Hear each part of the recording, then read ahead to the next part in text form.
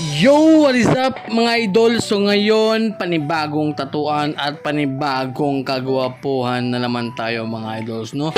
So ngayon mga idol is may bago tayong project. So sa binti to ilalagay mga idol, no? So napakaputi ng binti ni idol. So shout out ni Idol Dino Singson, no? So yung request ng mga idol is One Life, One Chance. So syempre yung design is request yan ng ating idol. So yun, syempre gagawin natin yan kasi nga request ni idol yan, no? So syempre yung ating ginamit pa rin dito na needles mga idol is yung ating sponsor, Big Waps Cartridges. So syempre yung mga sizes na ginamit natin dito mga idol is tatlong klase, no? Sa lining mga idol is 5RL, tapos yung shading naman mga idol is 9RS at saka 15RM, no? So yun mga idol,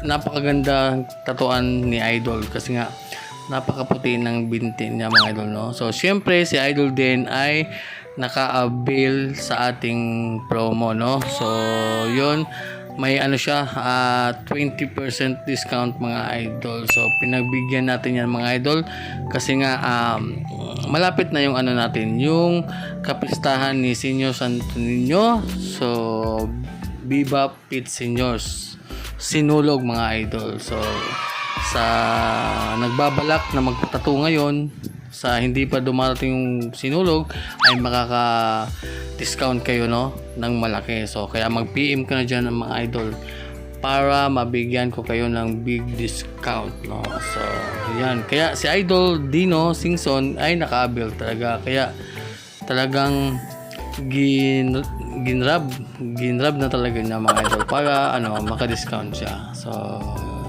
balik tayo sa ating tatuan mga idol. So nagsi-shading na tayo dyan gamit ang 15RM. Tapos yung ating voltage dyan mga idol is nasa lang, mga 6.0 mga idol hanggang 6.5, no? So you know, natapos na pala tayo dito mga idol. So yun si Idol Dino Singson. So ito na yung aming final result. So after ng 4 hours of pain, so 4 na oras na tatuan. So yan na yung aming final result at nagustuhan naman niya at sabi niya babalik pa daw siya para sa next session na ipapagawa niya ulit. So yun na mga idol, God bless.